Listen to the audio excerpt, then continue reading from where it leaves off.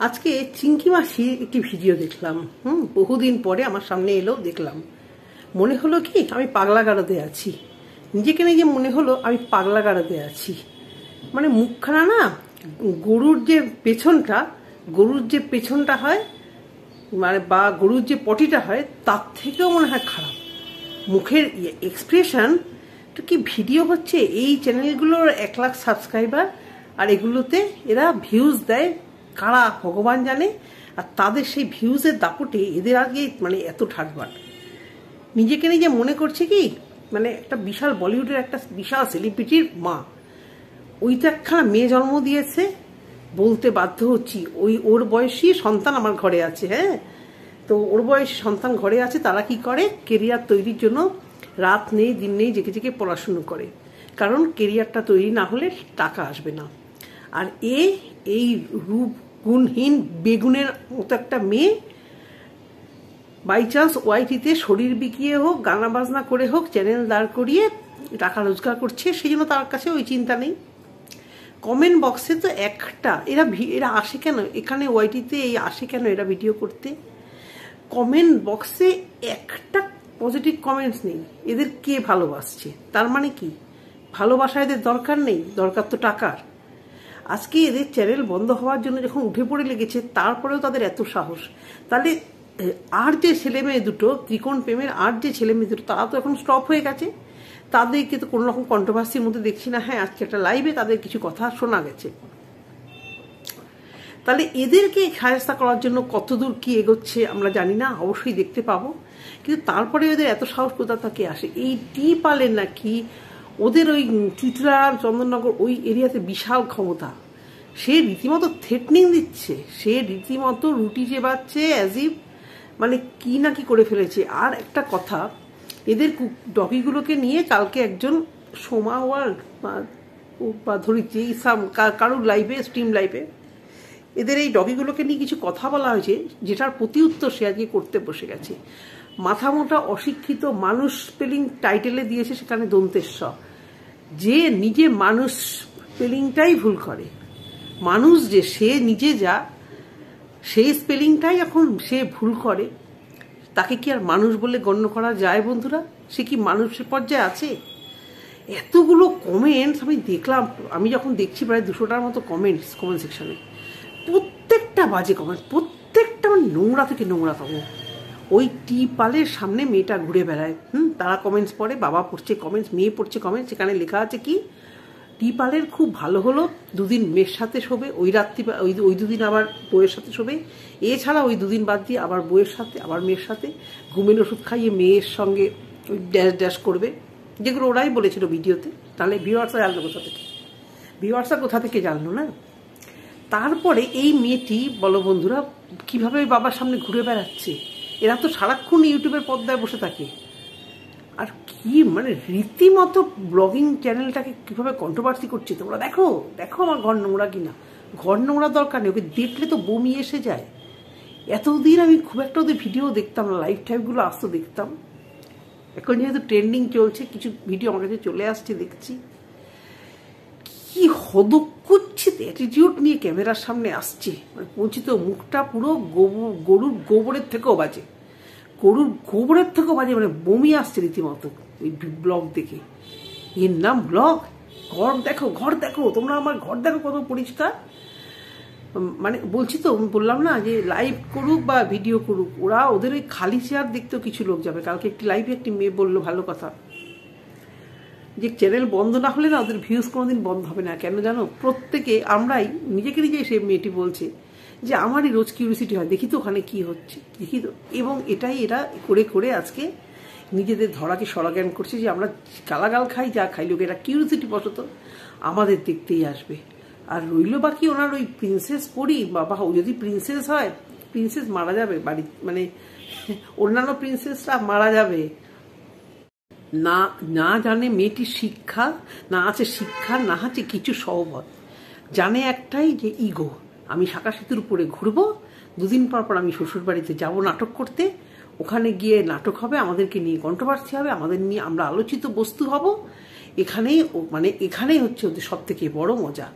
ওই মেয়েকে আজকে কাল লাইভে দেখলাম দুপুরবেলা, একটা লাইভে দেখলাম প্রত্যেকটা ভিউয়ার্স বলছে যে এই মেয়েটিকে আর ওই রিতমের ঘাড়ে দিও না, প্লিজ তোমরা এই মেয়েটিকে আর রিতমের ঘাড়ে দিও না। এটা বুঝতে ভিউয়ার্সদের এত সময় লেগে গেল, এই ভিউয়ার্সদের এত সময় বা ক্রিয়েটারদের এত সময় কেন লেগে গেল? এই সম্পর্ক বন্ধুরা আর মনে হয় না জোর হবে, কারণ এত বিতৃষ্ণা এসে গেছে। ছেলেটা তো কিছুতেই আর হ্যাঁ বলবে না রিতমের ফ্যামিলি এবং ক্রিয়েটাররা, ক্রিয়েটারদের কিছু যায় আসে না, এবং ওই তোমার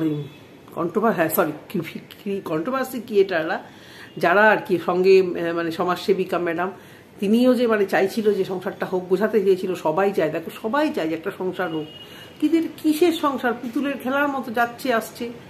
আমার কি মনে হয় জানো তো, বাবার জানা মেয়ের প্রতি চাহিদা হতেই পারে, মেয়ের হয়তো বাবার দিকে বেশি চাহিদা, যার জন্য কিছুতে এই শ্বশুর বাড়িতে থাকতে পারছে না। মেবি ওই বাড়িটার মধ্যে কি নোংরামো চলে না আমরা কেউ বুঝতে পারি না। আজকে অনেকেই ওদের বাড়িতে যেত, আগেও দেখেছি, তাদেরকে খোঁটা দিয়ে বলল যে এত নোংরা বাড়ি, তাও তোমরা আসতে চাও। সত্যি কথাই তো, প্রচন্ড ক্রিয়েটারদের ভিড় ছিল ওখানে, ও কমিউনিটিতে দিত, ও চ্যানেল দাঁড় করানোর জন্য মানুষ এই সমস্ত নোংরা গান্দা কাজরাকে ডিব্বার চ্যানেলগুলোতে গিয়ে কমিউনিটিতে ওঠে।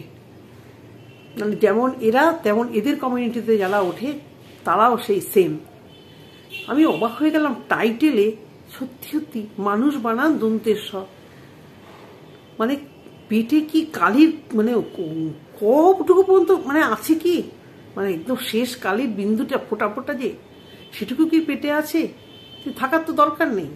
তোমরা ভিউয়ার্সরা ভিউজ দিচ্ছ,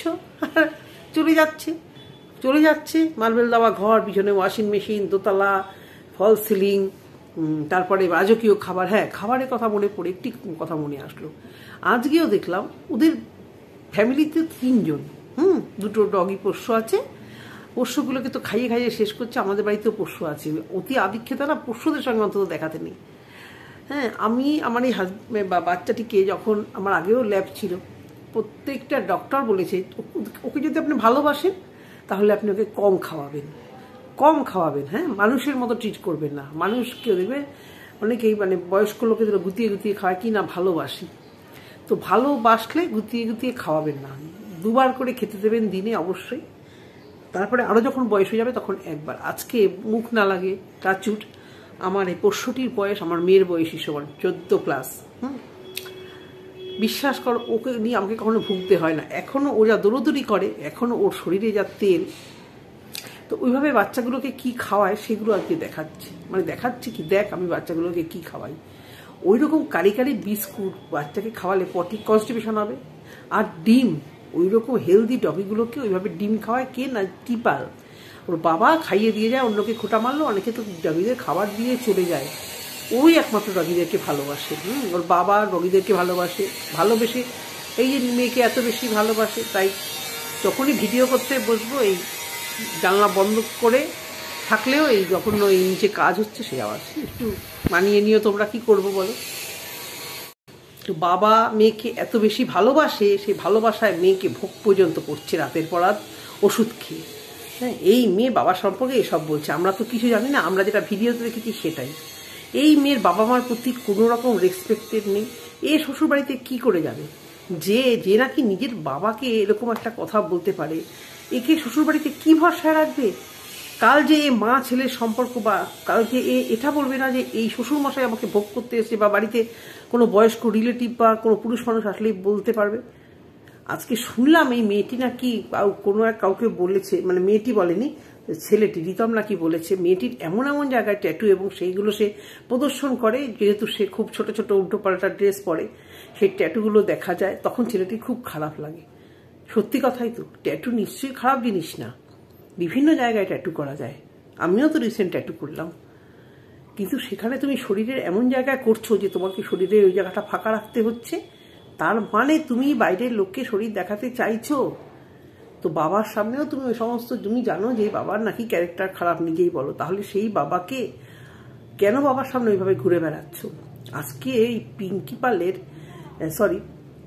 হ্যাঁ, খুব দেখছি বরের উপর দরদ উতলে পড়ছে। কি বলছে, আমার বর যখন 2 মাস ছিল না, আমার বরকে তো সবাই ভেবেছিল বড় অন্য মেয়ের কাছে চলে যাবে, বড় আবার আমার কাছে চলে এসছে। আরে আসবেই তো, এখানে তো মায়ের সাথে মেয়ে ফ্রি পাচ্ছে, সব জায়গায় তো সে পাচ্ছে না।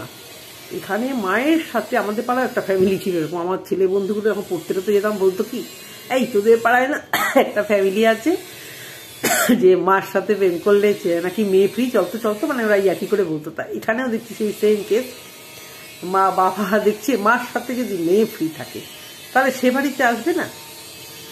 অত বড় সাহস বন্ধুরা এই সমাজসেবী ম্যাডামরা এত চেষ্টা করছে, এবং মানে ওরা হয়তো ওরা সাকসেসই হবে, এই কারণ প্রত্যেকটা ভিউয়ার চাইছে, প্রত্যেকটা ভিউয়ার, প্রত্যেকটা ক্রিয়েটার প্রত্যেকে চাইছে এদের চ্যানেল আর না থাকুক, এদের চ্যানেল আর না থাকুক। তবুও শুধুমাত্র মানে এদের এই চ্যাটাংগুলির জন্য, মানে এরা চ্যানেলে ভিউজ পাচ্ছে, সবাই চ্যাটাংগুলিগুলো দেখতে যাচ্ছে, হ্যাঁ, আর তবুও এরা ওয়ার্নিং দিচ্ছে অন ক্যামেরাতে যে আমার কি ক্ষমতা দেখে নেব, কে কি করতে পারে দেখে নেব। অনেকেই তো করার চেষ্টা করলো, কিছুই তো করতে পারলো না। এবার যখন কিছু করবে তখন এই কেঁদে কেঁদে নাকি কেঁদে কেঁদে আবার এই সমাজসেবীর কাছে যাবে, অন্যান্যদের কাছে যাবে যে প্লিজ। আসলে না মানে পুরোপুরি যে অসুস্থ সিক এই পুরো ফ্যামিলিটা, এরা নিজেরাও বুঝতে পারছে না। ওয়াইটির এইটুকুনি জগতের মধ্যে থাকতে থাকতে থাকতে থাকতে ভিউজ টাকা।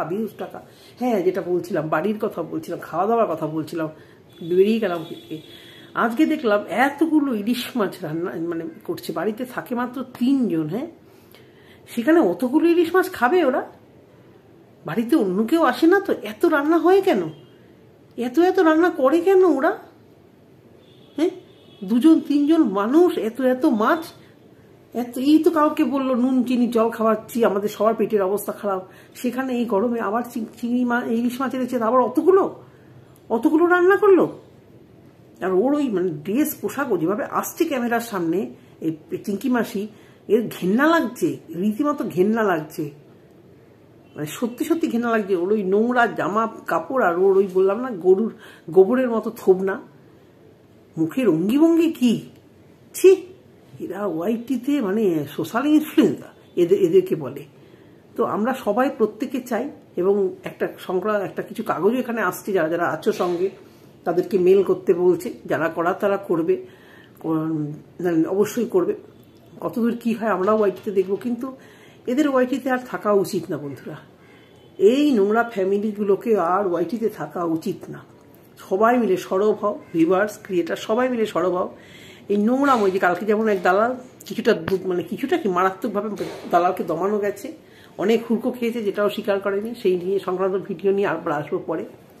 চিংকি মাসিদেরকেও ওয়াইটি থেকে হাঁটানোর মানে অবশ্যই উচিত। চিংকি এদের মানে ওয়াইটির এই বারবারন্ত বলছে আমার চ্যানেল চলে যাবে, অন্য কিছু করবো, কম খাবো, অন্য কিছু কাজ করব, আবার নতুন চ্যানেল খুলে নেবো। হ্যাঁ, এরা জানে এরা নতুন চ্যানেল খুলবে আর রাতারাতি সেই চ্যানেল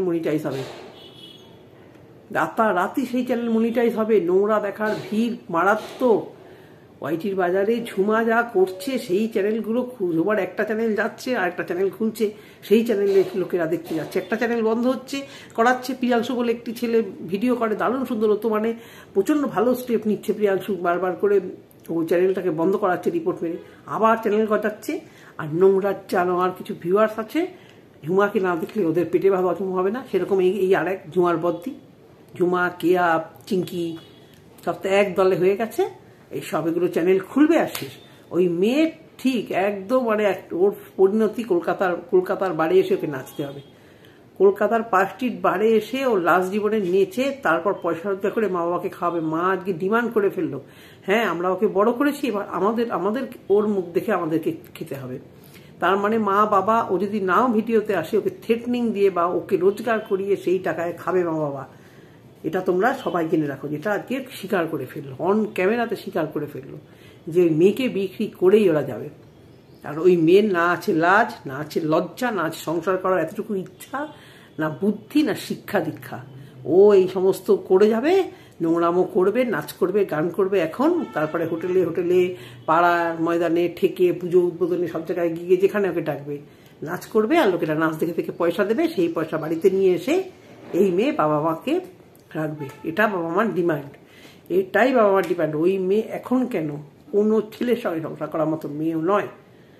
তো বন্ধুরা, আজকে ভিডিওটা এই অবধি। যদি তোমাদের ভালো লেগে থাকে কমেন্ট সেকশনে কমেন্ট করে জানিও। বুঝতে পারছি না তোমরা ভিডিও দেখছো কিন্তু কমেন্ট কেন করছো না, মানে ভিউজ একদমই মানে সেরকম লেভেলে হচ্ছেও না, কি প্রবলেম জানি না। সবার ভিউজই ডাউন, কিন্তু মানে আমাদের মতো ছোট ক্রিয়েটার আসলে গালি গালাজ নোংরামো ব্লগারদের কাছে মুখ না দেখালে না সেভাবে কেউ ভিউজ দেও না, এটা একদম সত্যি কথা। এই আমি এখানে বসি অনেকগুলো গালমন্দ করি, খুব রাউডিভাবে ভিডিও করি, দেখবে এই তোমরাই এসে আমার এখানে নিন্দা করবে, গালাগাল দেবে, আবার তোমরাই ভিউজ দেবে। সেটা তো কোনোদিন পারবো না, বাবা মার শিক্ষা দীক্ষা সেরকম নয়। এভাবে কন্ট্রোভার্সি করবো। তোমাদের যাদের ভালো লেগে থাকে অবশ্যই চ্যানেলটিকে সাবস্ক্রাইব করে পাশে রাখবে। টাটা।